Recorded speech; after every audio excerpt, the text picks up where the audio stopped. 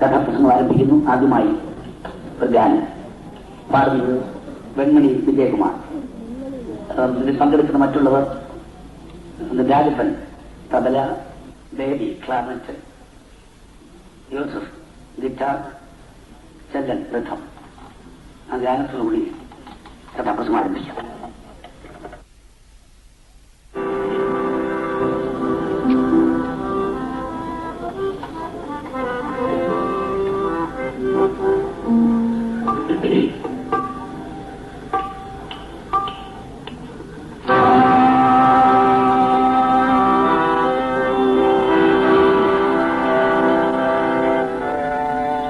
കുരുക്ഷേത്രഭൂമി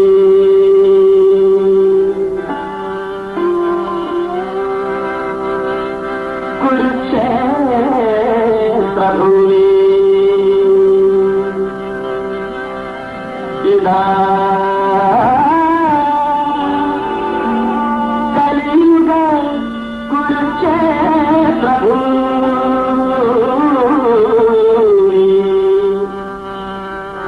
കൗരവർ ജയിക്കുന്നു, പാണ്ഡവർ തോൽക്കുന്നു, ശകുനികൾ പൊട്ടിച്ചിരിക്കുന്നു,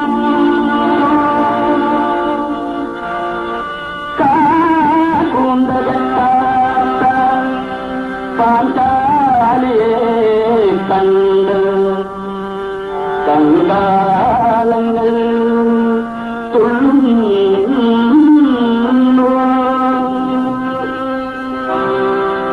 കയ്യിൽ വീരയും വേണുമായി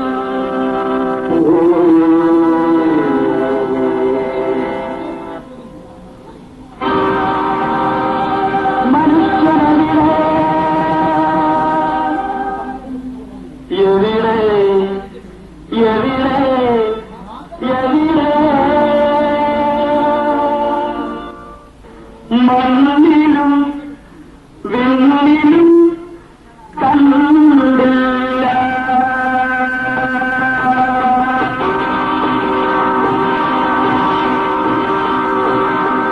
മനുഷ്യനെവിടെ എവിടെ എവിടെ എവിടെ മണ്ണിലും വിണ്ണിലും കണ്ടില്ല, മണ്ണിലും വിണ്ണിലും കണ്ടില്ല.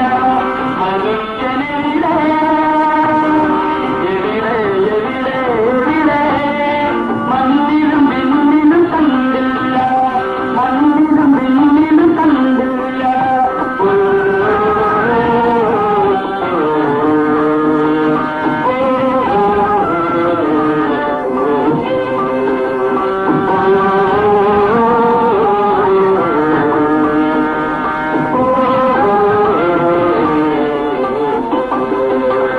ഈശ്വരനെ കണ്ടു, ജഗുത്താനെ കണ്ടു, ഈശ്വരനെ കണ്ടു, ജഗുത്താനെ കണ്ടു, ഇതുവരെ മനുഷ്യനെ കണ്ടില്ല. ഈശ്വരനെ കണ്ടു, ജഗുത്താനെ കണ്ടു, ഇതുവരെ മനുഷ്യനെ കണ്ടില്ല. എവിടെ എവിടെ എവിടെ മണ്ണിലും വിണ്ണിലും കണ്ടില്ല, മണ്ണിലും വിണ്ണിലും കണ്ടില്ല.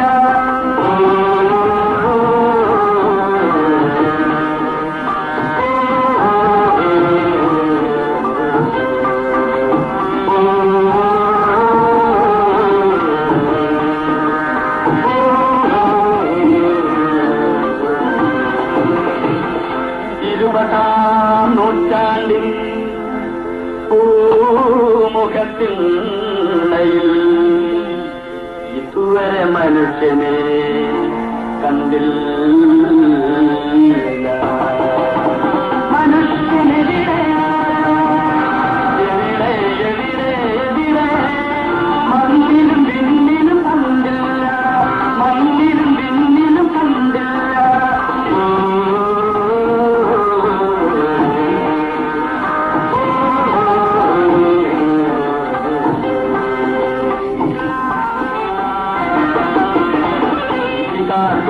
ചെകുത്താൻ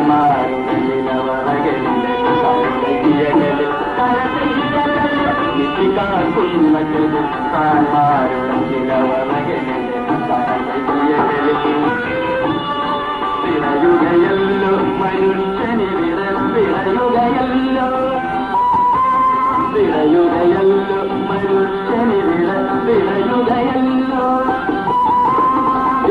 കുലയ്ക്കുക കരം കൊടുക്കുക വീണ്ടെടുക്കുക മനുഷ്യനെ കുലയ്ക്കുക കരം കൊടുക്കുക വീണ്ടെടുക്കുക മനുഷ്യനെ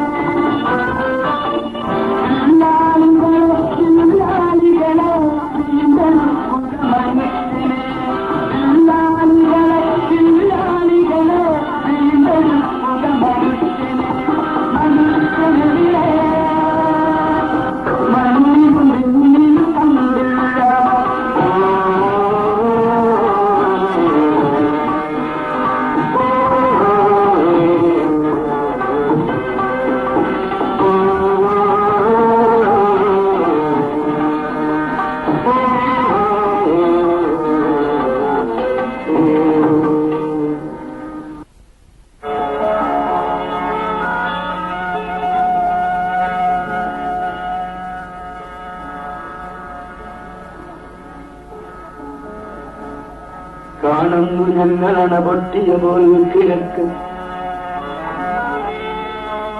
ചേണാർന്നുമെന്നും അരുണാരുണ കാന്തിപൂരം ക്ഷോണീതലം നിറവതും ഹിമശീകരങ്ങൾ മാണിക്യശോഭതടമും ഒട്ടുനേരം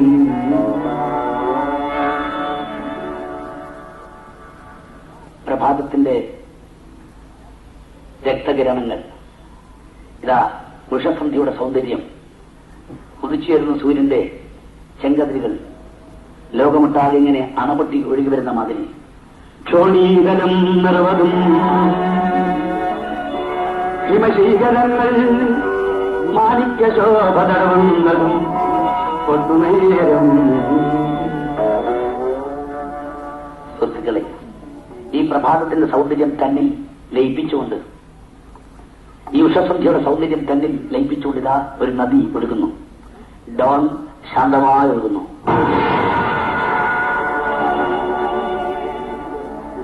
ഡോൺ ശാന്തമായി ഒഴുകുന്നു. ഈ നദിയുടെ തീരത്താണ്, റഷ്യയിലെ പ്രസിദ്ധമായ ഈ ഡോൺ നദിയുടെ തീരത്താണ് സഹപേര് നിങ്ങൾ കേൾക്കാൻ പോകുന്ന കഥ നടന്നത്. ഈ നദിയുടെ തീരത്താണ് ഈ കഥ നടന്നതെന്നുള്ളതുകൊണ്ടാവണം വിശ്വസാഹിത്യകാരനായ മൈക്കൽ ഷെലോഖോവ് ഈ കഥയ്ക്ക് ഡോൺ ശാന്തമായി ഒഴുകുന്നു എന്ന പേരിട്ടു. ഈ കഥ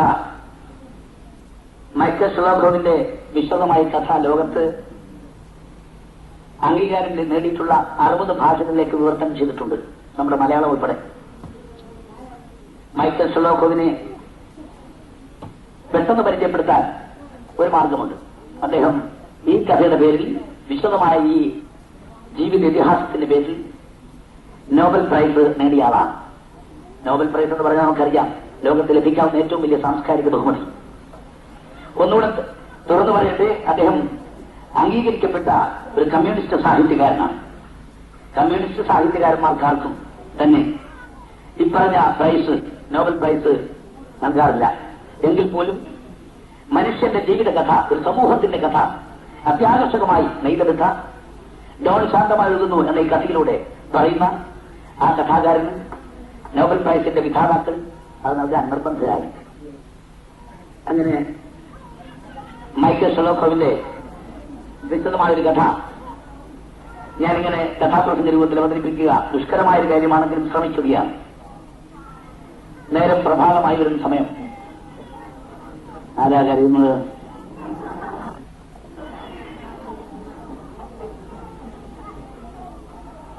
ഈ നദിയുടെ പടിഞ്ഞാറ് തീരത്ത്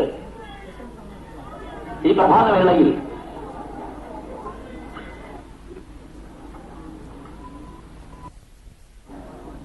ശാന്തമായി ഒഴുകുന്ന ഡോൺ നദിയുടെ തീരത്ത്, പടിഞ്ഞാറൻ തീരത്ത് തെക്കുവടക്ക് നീണ്ടു കിടക്കുന്ന റോഡിൽ ഇതാ ഈ ഉഷസന്ധ്യാ നേരത്ത്, അല്ലെങ്കിൽ ഈ പ്രഭാതവേളയിൽ 4-5 പട്ടാള വണ്ടികൾ വന്ന് കാത്തു കിടക്കുന്നു. എന്തിനാണാവോ? യുദ്ധകാലമല്ല, സമാധാനകാലമായിട്ട് 4 പട്ടാള വണ്ടികൾ വന്ന് ആരെയും പ്രതീക്ഷിച്ച് കിടക്കുന്നു. ഈ റോഡിന്റെ പടിഞ്ഞാറ് ഭാഗത്ത് കാണുന്ന കൃഷിക്കാരുടെ ഭവനങ്ങളിൽ നിന്ന് യുവാക്കന്മാർ, യുവസൈനികന്മാർ സൈന്യവേഷമണിഞ്ഞ് ആയുധമെടുത്ത് അമ്മമാരോടും സഹോദരിമാരോടും യാത്ര ചോദിച്ച് വരിവരിയായി വന്ന വണ്ടികളിൽ കയറുന്നു. ആ പട്ടാള വണ്ടികളിൽ കയറുന്നു. ആ വണ്ടികളിൽ നെല്ല് നീങ്ങി തുടങ്ങി. അമ്മമാരും സഹോദരിമാരും എല്ലാ വീട്ടിന്റെയും മാറിൽ നിന്നുകൊണ്ട് അവർക്ക് യാത്ര പറയുന്നു. ഈ കുഞ്ഞുങ്ങളെ ഒക്കത്ത് വെച്ചുകൊണ്ട് അമ്മമാരും സഹോദരിമാരും കഴിഞ്ഞാൾക്ക് പാട്ട് പാടിക്കൊണ്ട് അവരിതാ ഒത്തിരിട്ടു.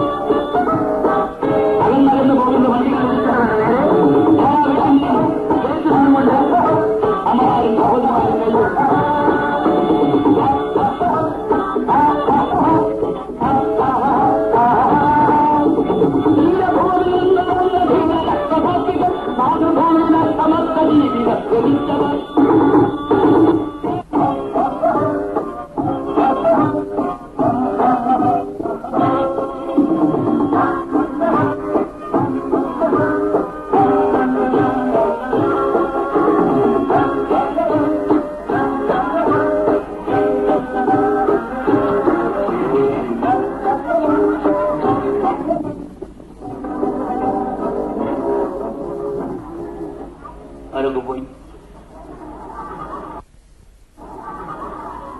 ആ നാട്ടിലുള്ള ചോരയും നീരുള്ള ചെറുപ്പക്കാരൊക്കെ പോയി. ആ പട്ടാള വണ്ടികൾ തിളച്ചുവിട്ട പൊടിപടലമെല്ലാം അന്തരീക്ഷത്തിൽ പുകപടനം പോലെ ഉയർന്നു നിൽക്കുന്നു. ഇനി ആ നാട്ടിൽ ശേഷിക്കുന്നത് കുറെ വൃദ്ധന്മാരും വൃദ്ധകളും സ്ത്രീകളും കുട്ടികളും പിന്നെ സൈന്യ സേവനത്തിന് പ്രായമായിട്ടില്ലാത്ത കുറെ യുവജനങ്ങളും ഇളം ചെറുപ്പക്കാരൻ. സുഹൃത്തുക്കളെ, ഞാൻ ആദ്യം പറഞ്ഞല്ലോ, ഒരു കാര്യം ഞാൻ സൂചിപ്പിക്കാത്തതാണ് ഇത് തുടങ്ങിയത്. ആദ്യം നിങ്ങൾ അറിഞ്ഞിരിക്കേണ്ടതാണ്. ഈ കഥ ആരംഭിക്കുന്നത് റഷ്യയിൽ സാർ ചക്രവർത്തിയുടെ ഭരണം നിലവിലിരിക്കുമ്പോൾ, ഈ കഥ അവസാനിക്കുന്നത് റഷ്യയിൽ സഖാവ് ലെനിന്റെ ഭരണം ആരംഭിച്ചതിന് ശേഷം. അപ്പൊ 2 സാമൂഹ്യ വ്യവസ്ഥിതികളെ, 2 വിഭിന്ന വ്യവസ്ഥിതികളെ തഴുകി നിൽക്കുന്ന ഒരു കഥാതന്തു ഇതിനുണ്ട്. സാർ ചക്രവർത്തിയുടെ ഭരണം നടക്കുന്ന കാലമാണ്. ചക്രവർത്തിക്ക് വേണ്ടി ജീവിതം ഒഴിഞ്ഞു വെച്ചവരാണ് കൊസാക്കുകൾ. ഈ നദിയുടെ തീരത്ത് ഡോൺ ജില്ലയിൽ താമസിക്കുന്നവരെല്ലാം ചക്രവർത്തിക്ക് വേണ്ടി ജീവിതം ഒഴിഞ്ഞു വെച്ചവരാണ്. അവരുടെ ചക്രവർത്തി സാർ ചക്രവർത്തി. സാർ ചക്രവർത്തി എന്ന് പറഞ്ഞാൽ സാർ, ഞാനൊരു സാറാണ്, അധ്യാപകൻ. നമുക്ക് സാറന്മാരോടൊക്കെ വലിയ ബഹുമാനമാണല്ലേ. സാറിനെ കാണുമ്പോൾ നമ്മൾ വിളിക്കുമല്ലോ, സാറേ സാറേ. കുട്ടപ്പനെ അങ്ങോട്ടൊക്കെ ഏൽപ്പിച്ചേക്കാണോ സാറേ? അതിനൊന്ന് നോക്കിക്കാണോ സാറേ? സാറേ സാറേ ഈ സാറേ സാറേ എന്നുള്ള വീട് അർത്ഥം എന്താ? എടാ ഞാനാദി എന്നാണല്ലോ അതിന്റെ അർത്ഥം. അത്ര ബഹുമാനം നമുക്ക് സാറന്മാരോട്. ആ സാറല്ല ഈ പറഞ്ഞ സാറ്. സാർ സാർ ചക്രവർത്തി.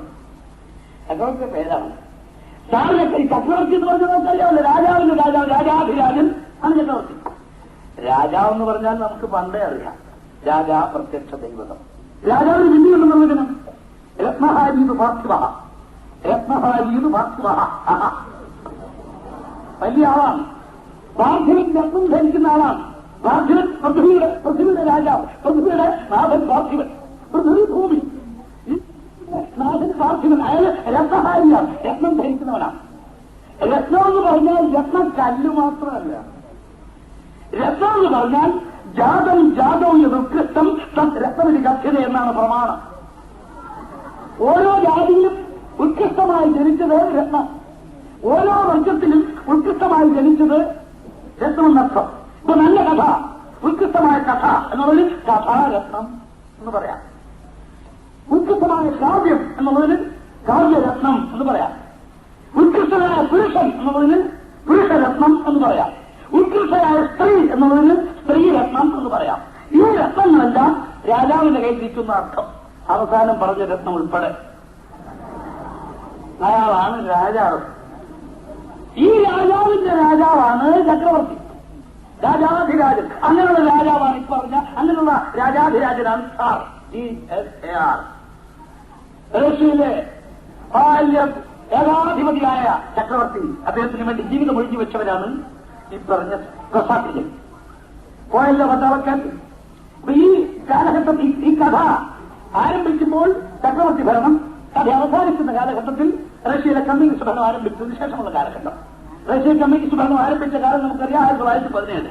ഇത് 1973. ആ വണ്ടികൾ ഇളക്കിവിട്ട പൊടിപടലം അന്തരീക്ഷത്തിൽ വൃക്ഷങ്ങളുടെ പച്ചത്തലപ്പിലും വീടുകളുടെ മേൽക്കൂരകളിലുമൊക്കെ ചെന്നടിഞ്ഞു. അന്തരീക്ഷം തെളിച്ചു. ഇതാ ഒരു വീട്ടിന്റെ മുറ്റത്ത് ഒരു ചെറുപ്പക്കാരൻ, പട്ടാള സേവനത്തിൽ പ്രായമായിട്ടില്ലാത്ത ഒരു ചെറുപ്പക്കാരൻ അവന്റെ കുതിരപ്പുറത്ത് കയറി ഇതാ വിട്ടുപോയി. അല്ലാതെ ക്രോസ് ചെയ്ത് അവൻ ആ നദിയുടെ ചരിവിലേക്ക് ഇറങ്ങി. അവിടെ കുറ്റിക്കാടുകളാണ്. ഗവൺമെന്റ് തീരത്ത് ആ ചരിവിൽ ഒക്കെ കുറ്റിക്കാടുകൾ നടക്കൂടെ വളഞ്ഞു കളഞ്ഞിട്ട് വഴി അവൻ ആ കുതിര പിടിച്ചേക്കുകയാണ്. ഒരു വളവ് തിരിഞ്ഞു ചെല്ലുമ്പോൾ അവിടെ നിൽക്കുന്നു ഒരു സ്ത്രീ, അതിസുന്ദരിയായ സ്ത്രീ, നല്ല ഓറഞ്ച് നിറമുള്ളൊരു സ്ത്രീ. അവൾ ധരിച്ചിരിക്കുന്ന നീല വസ്ത്രങ്ങളാണ്. അവളുടെ ചുമലിൽ തൊട്ടികൾ പാർശ്വത്തിൽ ഉത്തമാം തന്നോമൽ തോളിലെ തൊട്ടികൾ പാർശ്വത്തിൽ മുഖത്തണ്ട് ഉത്തമാം തന്നോമൽ തോളിലെ ഭുജസ്വയം ഓമനാളാമുഖത്തണ്ട് ഭുജസ്വയം ഓമനാളാമുഖത്തണ്ട് നീലനദിയിൽ അലയും കിഴിയുമായി നീലനദിയിൽ അലയും കിഴിയുമായി താഴോട്ടിറങ്ങുന്നു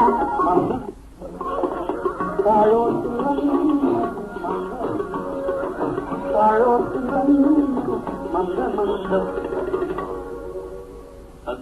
നദിയിൽ വെള്ളം മുക്കാനായിട്ട് പോവാണ്. തൊട്ടികൾ തൂക്കിയിട്ട മകത്തന്റെ തോടിൽ വെച്ച് ഇങ്ങനെ ഇറങ്ങി പോവുകയാണ്. ഈ കുതിരയെ ഓടിച്ചെന്നവൻ അവളടുത്ത് ഇവിടെ ഇങ്ങനെ കടന്നു പോയപ്പോ മനഃപൂർവ്വം ആ കുതിരയെ അവിടെ ദേഹത്തൊന്ന് മുട്ടിച്ചിട്ടാണ്. ഒരു രസം പറഞ്ഞു. ചെറുപ്പക്കാർ സൈക്കിളിൽ പോകുമ്പോൾ കണ്ടില്ല, ചിലരെ കാണുമ്പോൾ കണ്ടമാനം ഹാൻഡിൽ വെട്ടിക്കുന്നുണ്ട്. ചിലരെ കാണുമ്പോൾ ഹാൻഡിൽ വെട്ടിക്കുക മാത്രമല്ല, ചിലപ്പോൾ ചെന്ന് ദേഹത്ത് മറിഞ്ഞ് വീഴുകയും ചെയ്യും, വല്ലതും മേടിച്ച് കെട്ടിക്കൊണ്ടെടുത്തിട്ട് പോവുകയും ചെയ്യും. ഇതിന് വേറെ ഈ സൂക്കിൽ നിന്ന് വേറെ മരുന്നൊന്നുമില്ല. അപ്പഴേ പിടിച്ച് പെണ്ണ് കിട്ടിക്ക് അല്ലാതെ വേറെ യാതൊരു മരുന്നുമില്ല. കുതിരയെ അവന്റെ പെണ്ണിന് ദേഹം തട്ടിച്ചിട്ട് അവൻ കടന്നുപോയി. അവിടെ കാലിറങ്ങിപ്പോയി. അത് താഴോട്ട് ഓടലാണ്. ഓടിയില്ലെന്ന് വീണ് പോവും. അവിടെ ഓടി അങ്ങ് ജലപ്പരപ്പിലെത്തി നദിയിലിറങ്ങി. അപ്പോഴേക്ക് അവന് കുതിര ഓടിച്ചെന്നിട്ടുണ്ട്. ഒരു നദിയിലെത്തുന്ന കുതിര അവൻ അതിന്റെ പുറത്ത് അങ്ങനെ അവള് മുഖത്തണ്ടും കുട്ടികളുമായി ഇങ്ങനെയാണോ കുതിര ഓടുന്നത്? മനുഷ്യന്റെ പുറത്തൂടാണോ സവാരി? ഞാനിപ്പോ വീണനല്ല, ചിരിക്കുന്ന നിന്റെ അച്ഛനോട് ഞാൻ പറയും, ചിരിക്കുന്നു. നിന്റെ അച്ഛനോട് ഞാനിപ്പോ വീണന മര്യാദ ഞാനിപ്പോ വീണനല്ല, ചിരിക്കുന്നു. ആരെപ്പോലെ നിന്റെ അച്ഛനോട് ഞാൻ പറയും, നിശ്ചയം നിന്റെ അച്ഛനോട് ഞാൻ പറയും. ആ കുതിര പിന്നെ വെള്ളം കുടിക്കുന്നു. അവനതിന്റെ പുറത്തേക്ക് ആ വെള്ളക്കുതിര പുറത്ത് വല്ലാതെ ദൂരപ്പെട്ടപ്പോ പൊന്ന അയൽക്കാരി പിണങ്ങാതെ എത്രക്കാരും നമ്മള് അയൽക്കാർ തന്നെ. ഞാനാണ് കല്യാണം കഴിക്കാൻ വേണ്ടിയതാ. നിങ്ങളുടെ ഭർത്താവ് പട്ടാളത്തിൽ പോയി. ഇന്ന് മുതൽ നിങ്ങൾ ഒറ്റയ്ക്കാണ്. നമ്മള് അയൽക്കാരാണ്. ഞാനാണ് കല്യാണം കഴിക്കാൻ വിളിച്ചതാണ്. എന്നെ കൊണ്ട് എന്തെങ്കിലും ഒരു ഉപയോഗം നിങ്ങൾക്കില്ല വരുമോ? എന്തെന്നാ നിങ്ങളെ കൊണ്ട് ഞങ്ങൾക്ക് ഉപയോഗം? മഴ അതല്ല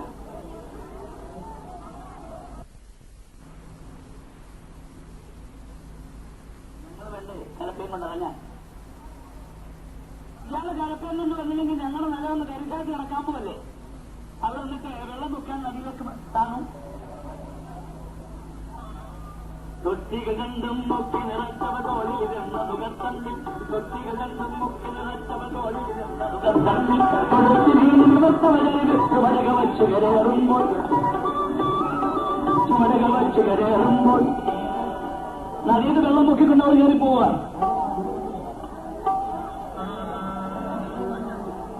ആ ചരിവിലൂടെ കയറി പോകുമ്പോ അവൻ ആ ചെറുപ്പക്കാരൻ വിളിച്ചു, അക്ഷയ അക്ഷയ, ഒരു സംശയം നിൽക്കണേ, ഒരു സംശയം. അവൾ തിരിഞ്ഞു നോക്കി. എന്താ?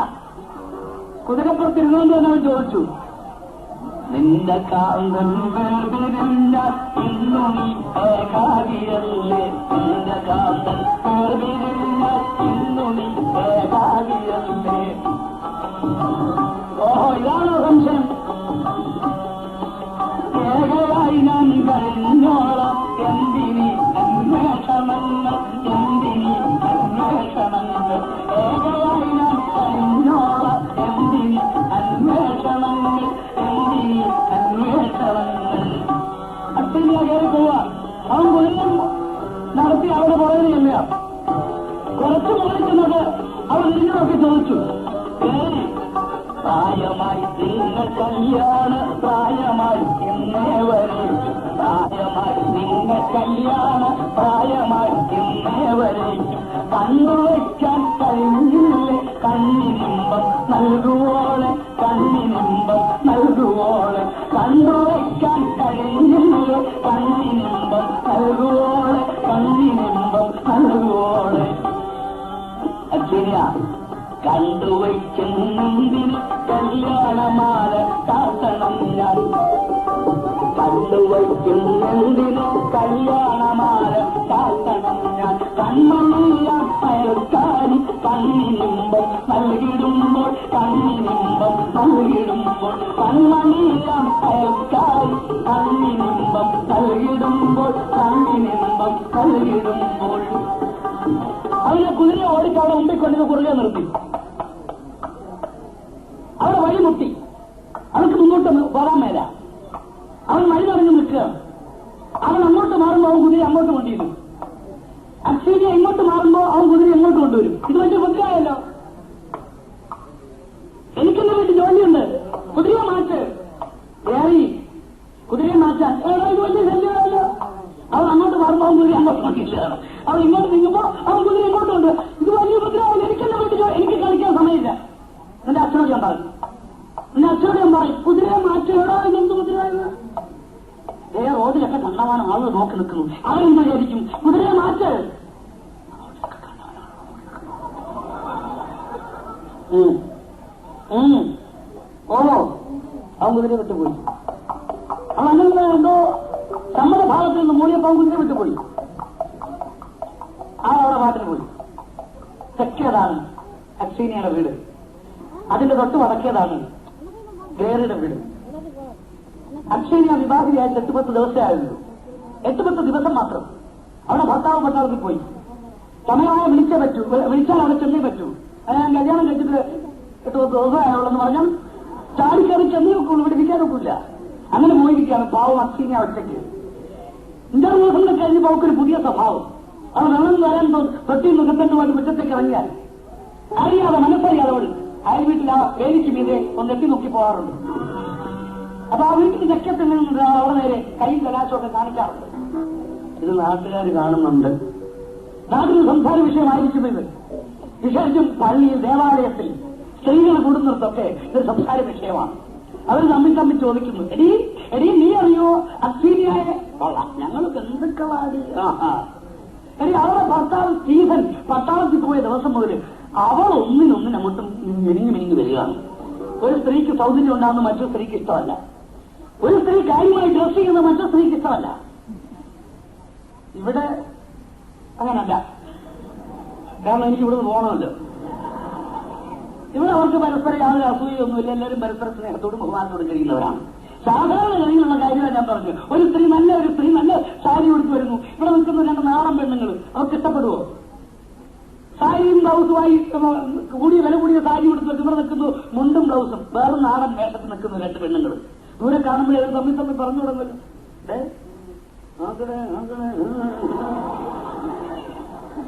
എങ്കിലും ഞാൻ അടുത്ത് വരുമ്പോ ചോദിക്കും, അല്ല ഇതാരാ വിശാലാക്ഷി നാട്ടോനോ, എന്തൊക്കെയാ വിശേഷം, എന്തൊക്കെയാ വിശേഷം, എവിടെ പോകുന്നു, എവിടെ കുടുംബാസൂത്രം.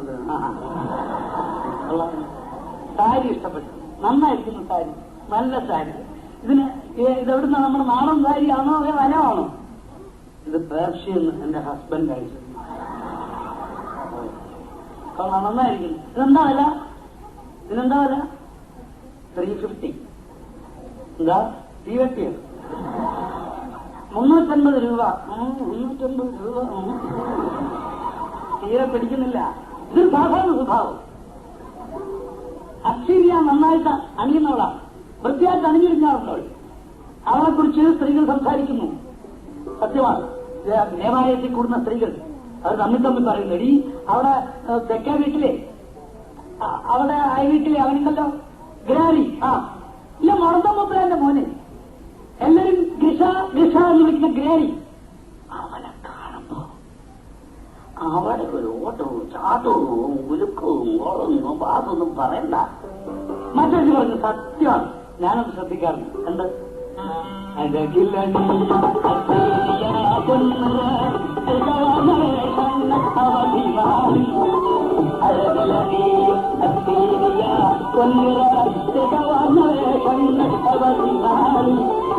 അവളുടെ മോഹം ഇടന്ന അവനയും വഴികാക്കുന്നു, അഴകിലീയും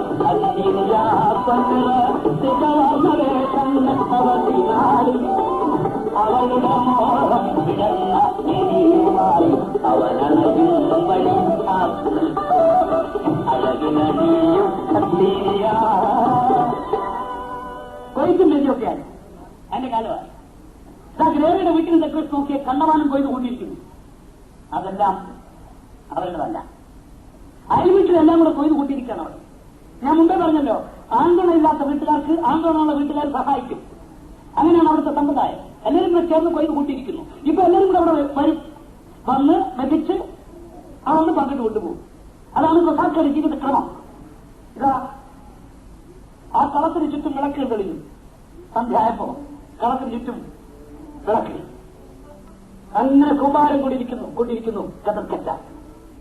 ഇതാ കളത്തിലേക്ക് ഇറങ്ങി വരുന്നതിന് മുമ്പിൽ നിന്ന് പതുക്കെ പതുക്കെ ഇങ്ങനെ വീണു. ഗ്രേറിയുടെ അച്ഛനാണ്. ഒരു കാലിനൊരു സ്വല്പം നീളത്തോടുണ്ട്. മുമ്പിൽ ഇന്ന് പറഞ്ഞ മുമ്പിൽ ഇറങ്ങി വന്നു. ഒരു കാറ്റിനെ അങ്ങോട്ട് പൊക്കി എടുത്തിട്ട് മുമ്പിൽ പറയും, ഈ തവണത്തെ കൃഷി നന്നായിട്ടുണ്ട്. പാടത്തിൽ പൊന്നു വിളഞ്ഞ് പാടുക നീ പൈങ്കണിയാണ്, പാടത്തിൽ പൊന്നു വിളഞ്ഞ് പാടുക നീ പൈങ്കണിയാണ്. മോളെ കന്യേ എല്ലാം ഇളയ മകളെ വിളിക്കുക. ഗ്രേറിയുടെ ഇളയ പെണ്ണ്, മുപ്പലാന്റെ ഏറ്റവും ഇളയ മകളാണ്. കന്യേ എവിടെ പോയി കണ്ടിട്ട് പെണ്ണ്?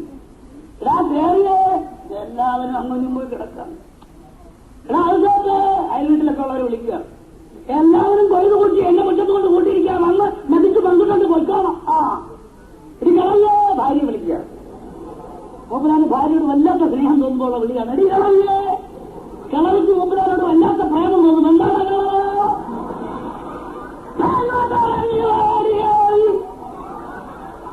അതാ ഒരു മകൾ ധന്യ ജോലിക്കിറങ്ങുമ്പോഴാണ് കൊസാക്ക് നല്ല വസ്ത്രം ധരിക്കുക.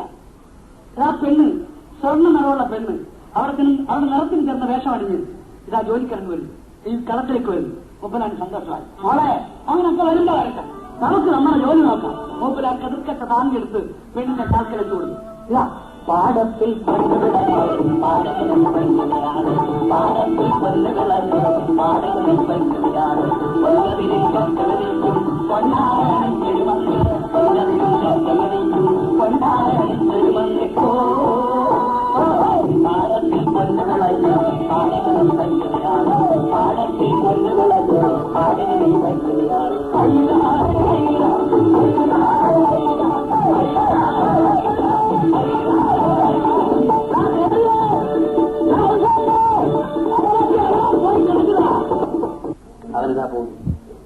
ആളുകൾ ആ കച്ചിക്കൂനകൾക്കപ്പുറത്തെത്തി. അവിടെത്തിയപ്പോ അവനെ പ്രതീക്ഷിച്ച മാതിരി ഒരാൾ പറഞ്ഞിട്ടുണ്ട്. അവനടുത്തിയത് അവൻ വിളിച്ചു,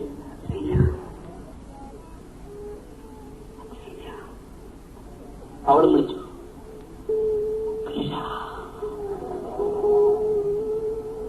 അച്ഛനിയ, ഞാൻ നിന്നെ തേടി വന്നാണ്. അച്ഛൻ നടക്കാം. ഞാൻ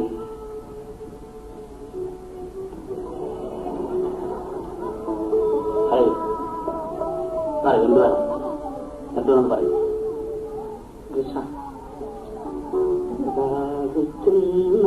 ഹൃദയം ഞാനൊരു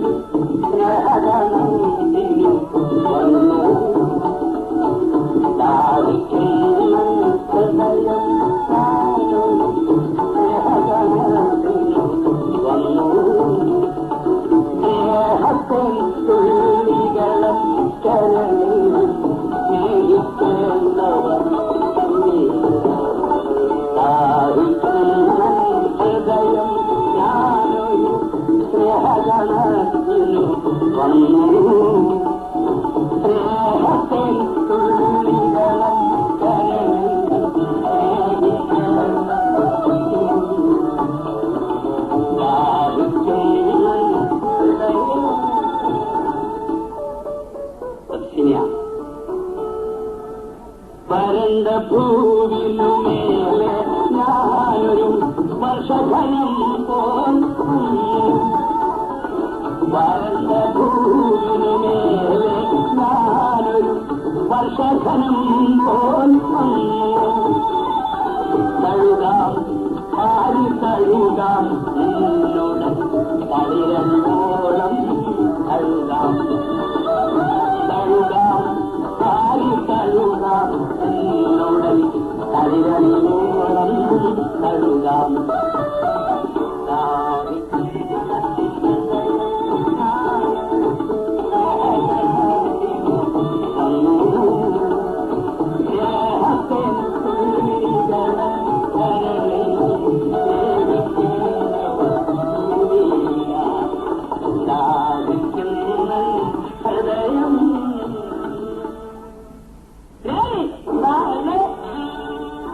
ഒരു ദുസ്വപ്നം എന്ന പോലെ മൂപ്പില് ഹെൽത്തി എന്നിട്ട് പറഞ്ഞ മൂപ്പിലായിട്ട് അവിടെ നോടി എന്നിട്ട് കയറി. എന്താ നീ എവിടെയായിരുന്നു? ഞാൻ സൂക്ഷിക്കുകയായിരുന്നു. സൂക്ഷിച്ചോ, നമ്മുടെ കാള മറ്റൊരുത്തന്റെ കത്തി കയറി സൂക്ഷിച്ചോ. ഈ മുടന്ന മൂപ്പിൽ പറഞ്ഞൊരു ഫലിതമല്ല, ബൈബിളിലൊരു വാക്യമാണ്, 10 കൽപ്പനകളിൽ ഒന്നാണ്. അത് മകനോട് അച്ഛന് പറയാവുന്ന ഭാഷയിൽ പന്നിന്റെ മുമ്പിൽ പറഞ്ഞതേ ഉള്ളൂ, ഇല്ലേ? കളവായി സാക്ഷി പറഞ്ഞിടല്ലേ, കൊലപാതകം നിങ്ങൾ ചെയ്യരുതേ, വ്യഭിചാരം ധർമ്മത്തിനേകിടല്ലേ, വ്യഭിചാരം ചെയ്യാൻ ഒരുങ്ങിടല്ലേ തുടങ്ങിയ ആ 10 കൽപ്പനകളിൽ ഒന്നാണ് ഈ പറഞ്ഞത്. എത്ര കാലമായിട്ട് കൽപ്പനകൾ നമ്മൾ കേൾക്കുന്നു. ബൈബിളും ഗീതയും ഖുറാനും ചോന്നുകൊണ്ട് നടക്കല്ലേ നമ്മളൊക്കെ? എത്ര കാലമായിട്ട് എല്ലാവരും പ്രസംഗമാണ്. എവിടെ ചെന്നാലും പ്രസംഗം. ഞങ്ങൾ സാധാരണ കഥാപ്രസംഗത്തിന് ഉത്സവസ്ഥലത്തൊക്കെ ചെല്ലുമ്പോ ചിലർക്ക് ഈ കഥാപ്രസംഗത്തിന് മുമ്പ് ഒരു പരിപാടിയാണ് മതപ്രസംഗം എന്നൊരു പരിപാടി. മതപ്രസംഗത്തിൽ വരുന്നൊരു സ്വാമിയാണ്, സ്വാമി കുക്കുടാനന്ദൻ. കാഷായമൊക്കെ പറഞ്ഞത് മതിയടിപ്പുറത്ത് പുള്ളിക്കാരിങ്ങനെ വരും. കമ്മ്യൂണിസ്റ്റ് ആണെന്ന് പറഞ്ഞത് എല്ലാവരും സുഖികളായി ഭവിച്ചിട്ടുന്നില്ലേ? ലോകാ സമസ്ത സുഖിനോ ഭവന്തു, തത്വമസി ധർമ്മം ചര, സത്യം വദ ധർമ്മം ചര. എന്തൊരു പ്രസംഗങ്ങളാണ്! ആഴ്വാഞ്ചേരി തമ്പ്രാക്കം കേട്ടിട്ടുണ്ടോ? ഭാരതപ്പുഴ തീരത്ത് തിരുനാവായ എന്ന ഗ്രാമത്തിൽ ഒരു ബ്രാഹ്മണ ഗ്രാമമാണ് ആഴ്വാഞ്ചേരി. അവിടുത്തെ തമ്പ്രാക്കളാണ് വലിയ തമ്പ്രാക്കൾ. അതിനപ്പുറത്തൊരു തമ്പ്രാക്കളില്ല. ഈ പുള്ളിക്കാരനാണ് തമ്പ്രാക്കൾ പോയി കുളിക്കും. അദ്ദേഹത്തിന്റെ കുളിയുടെ പേര് പ്രഭാത സ്നാനം. കുളിയിൽ കഴിയുമ്പോൾ ഒന്നിട്ട് ഭസ്മമാരി കയ്യിലിട്ട് 2 കൂടി വെള്ളം വരിയെടുത്ത് ഒരു പിടുത്തമുണ്ട്. ഓം ഭക്തായ പ്രതിബോധിതാം ഭഗവതാ നാരായണ